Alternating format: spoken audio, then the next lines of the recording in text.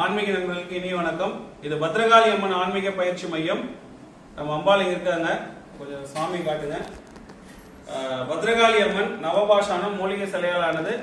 இப்போ நம்ம பார்க்க போற ஒரு தாந்திரிக முறை, ரொம்ப சக்தி வாய்ந்த முறை வந்து பார்த்தீங்கன்னா கணவன் மனைவி வசியம். அது ஆண் பெண் வசியமும் இருக்கலாம். இது யாருக்கெல்லாம் பண்ணலாம் அப்படின்னு பார்த்தீங்கன்னா கணவன் மனைவிக்காக மட்டும் இருக்கும்.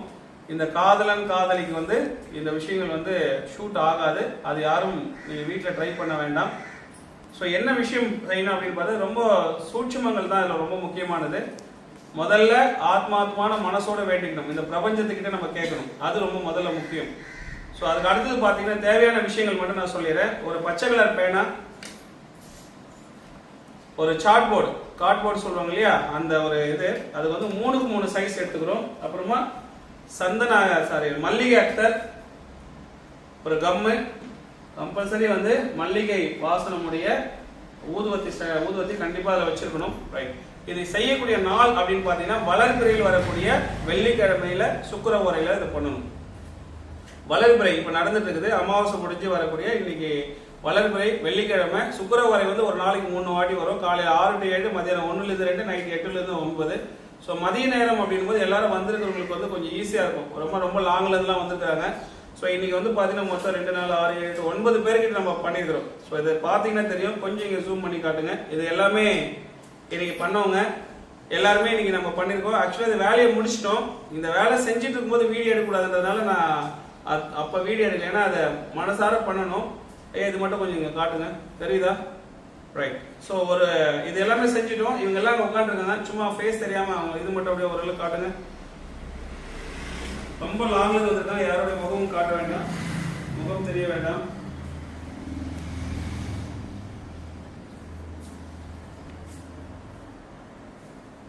ரைட்.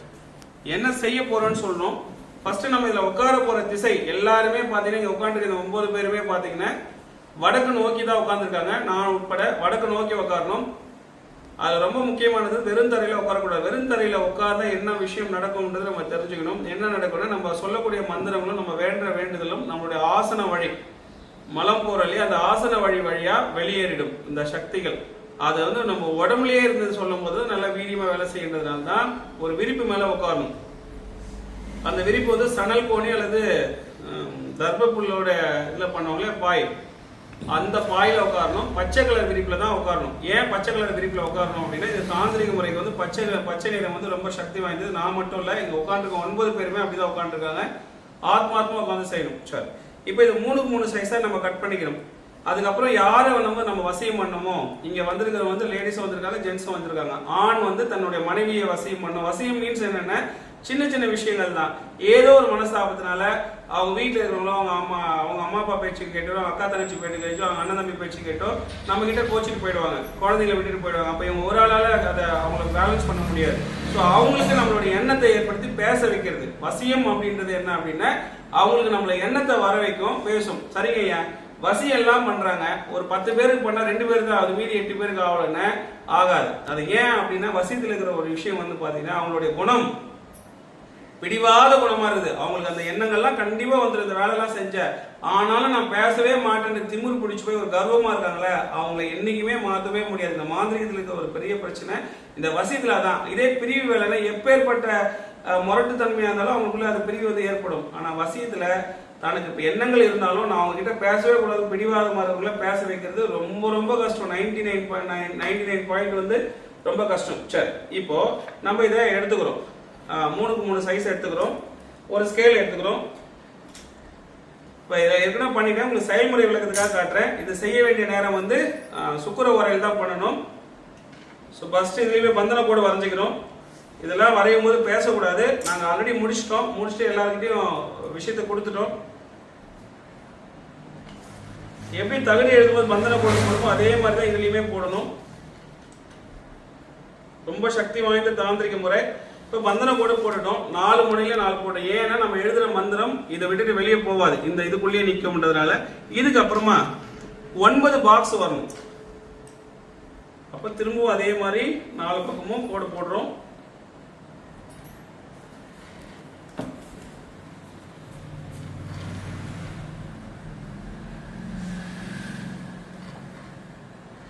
ஒரு லைனு 2. அதே மாதிரி இந்த சைடில் 2 லைன் போட்டால் 9 பாக்ஸ் வந்துடும். இதில் எழுதக்கூடிய எண்கள் இருக்கு. அந்த எண்கள் வந்து இந்த எண்கள் தான். 38, 31, 36, 33, 35, 37, 34, 37, 32. அது என்ன இந்த நம்பர்? இன எண்கள். அகத்திய பெருமான் கொடுத்திருக்கிற இந்த வசியத்துக்கான உள்ள முக்கியமான எண்கள். சரி ஐயா, இப்போ எல்லாத்தையும் சொல்லிட்டீங்க, நாங்களே பண்ணிக்கலன்னா பண்ண முடியாது. நீங்க உட்கார்ந்து யாருமே இதை பண்ணாலுமே வேலை செய்யாது. முறைப்படி குருநாதர்கிட்ட உபாசனை தீட்சை எடுக்காம நீங்க இதை செஞ்சீங்கன்னா வேலை செய்யாது.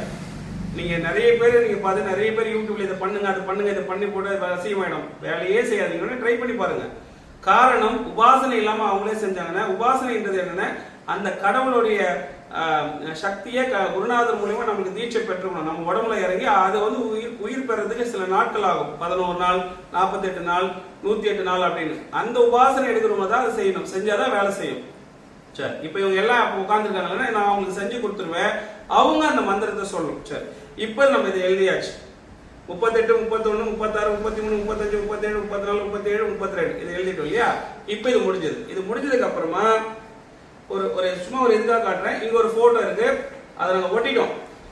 இங்க ஒட்டிருக்கோம், நீங்க ஃபுல்லா பார்க்க வேணாம், அது வந்து யாருக்கும் காட்டுறது இல்லை. இதை போட்டோவா நினைச்சுப்போம், இது வெறும் பேப்பர் தான். இதான் போட்டோ. இந்த போட்டோல என்ன பண்றோம்னா இந்த கம் எடுத்து ஒட்டிக்கிறோம். சும்மா அப்படி கம் வைக்கிறோம்.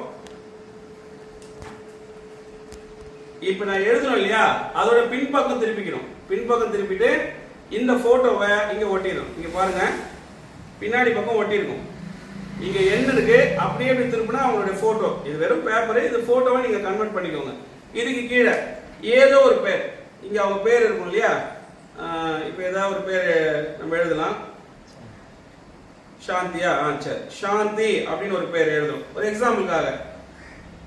இங்க அவங்க பேர் எழுதிட்டோம். இப்ப இதுக்கு அப்புறம் என்ன செய்யணும்னா மல்லிகை அக்தர். இந்த மல்லிகை அக்தர் என்ன பண்ணணும்னா இதை வந்து நான் தடவக்கூடாது. இங்க உட்கார்ந்து இருக்காங்க இல்லையா, யாருக்கு வந்து அவங்களுடைய மனைவி வசியம் ஆகணும்னா அந்த அவர் கணவர் உட்கார்ந்து இருப்பாங்க. மனைவி வசியம் ஆகணும்னா கணவர் வசியம் ஆகணும்னா மனைவி உட்காந்துருப்பாங்க. அவங்க இந்த மல்லிகை அக்தரை இது ஃபுல்லா தடவும். அது மேல அந்த போட்டோக்கு மேல தடவும். இதுதான் விஷயம்.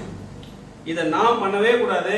என்னோட வேலை இந்த பாக்ஸ்ல அந்த அகத்தியரோட ஒரு வசிய உருவம் போட்டு அது போடுறதோட முடிஞ்சிச்சு. இதை அவங்க கையில கொடுத்துட்டு இந்த போட்டோவை இப்படி வச்சுக்கிறோம். இப்ப நான் தான் பாதிக்கப்பட்டேன். இப்ப இவர் இருக்காரு, ஐயா ஒரு முகம் காட்டாதீங்க, இதை பிடிச்சுக்கோங்க, இவர் கையில கொடுத்துரும், இவர் முகம் காட்டுறாருன்னா இப்ப அவர் என்ன வேண்டிப்பார் அப்படின்னு சொன்னேன். ஒரு எக்ஸாம்பிளுக்காக சொல்லியிருக்கேன். இங்க அவங்க ஒரு பேர் வந்து எழுதியிருக்கோம், சாந்தின்னு எழுதியிருக்கிறோம். அவரே காட்டுங்க. என்ன பண்ணுவார் அப்படின்னா சாந்தி வசி வசி, சாந்தி வசி வசி, சாந்தி வசி வசி. ரொம்ப சிம்பிள். அத மனசார வந்து அவர் வந்து ஆத்மாத்மா அதை வேண்டிக்கணும். இது விஷயம் புரிஞ்சுதுங்களா? அதை மனசுக்குள்ள சொன்னா வெளியில சொல்லக்கூடாது. இது யார் வேணா செய்யல, ரொம்ப சக்தி வாய்ந்தது. ஆனா முறைப்படி குருநாதர் கிட்ட உபாசனை வாங்காம செய்யக்கூடாது. ரைட், இப்போ இது பண்ணி முடிச்சிட்டோம். இது இந்த ஓரை முடிகிற வரைக்கும். இப்போ இவங்களுக்கு டைம் வந்து பாத்தீங்கன்னா 1 to 2 மணிக்குள்ள பண்ணணும். நாங்க 1 to 1:30 இந்த 9 பேருக்கும் பண்ணிட்டோம். அரை மணி நேரம் டைம் இருந்தது. அந்த அரை மணி நேரமா அவங்க ஆத்மாத்தமா வந்து இதை வேண்டிக்கிட்டாங்க. ஏன் அப்படின்னா வளர்பிறையில வரக்கூடிய வெள்ளிக்கிழமை, அதுல சுக்கிர ஓரையில சுக்கிரனுடைய ரேஸ் கதிர்கள் வந்து இந்த பூமி மேல விழும். அப்போ இந்த வசியத்துக்கான வேலை வந்து வீரியமா வேலை செய்யும். அவங்களுடைய மனசுல கண்டிப்பா போயிட்டு இவங்களுடைய ஞாபகத்தை ஏற்படுத்தும்.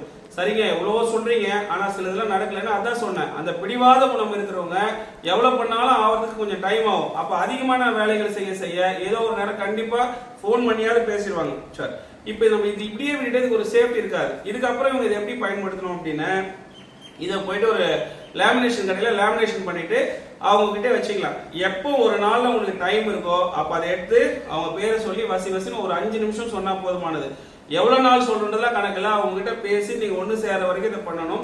பண்ணதுக்கு அப்புறமா இதை எடுத்து போயிட்டு ஒரு நீரோடையில விட்டுறணும். இதுதான் ரொம்ப முக்கியமான கணவன் மனைவிக்குள்ள ஒரு வசியம். இந்த காதல்ல நான் அந்த பொண்ணை லவ் பண்றேன், அந்த பொண்ணு என்கிட்ட பேசணும், நான் ஒரு பையனை விரும்புறேன், அதை செய்யணும்ன்றதெல்லாம் செய்யாதீங்க. கண்டிப்பா அது மாதிரி வேலை செய்யாது. முறைப்படி குருநாதர் கிட்ட உபாசனை எடுக்காமையும் இதை செய்யாதீங்க. இது யாருக்காவது வேணும் அப்படின்னா நீங்க வந்து கட்டாயமா நம்மள தொடர்பு கொண்டு ஸ்கிரீன்ல வர நம்பருக்கு செஞ்சுக்கலாம். சரி, இதுக்கு என்ன கட்டணம் ஆகுதுன்னா இந்த தாந்திரிக முறைக்கு நம்ம யாருக்கிட்டுமே எந்த கட்டணம் வாங்குறதுல ₹1 மட்டும் கட்டணம் வாங்குறோம். ஏன் ₹1 கட்டணம் வாங்குறேன்னா குரு காணிக்கை இல்லாம செய்யற எந்த வேலையுமே பலிதமாகாது.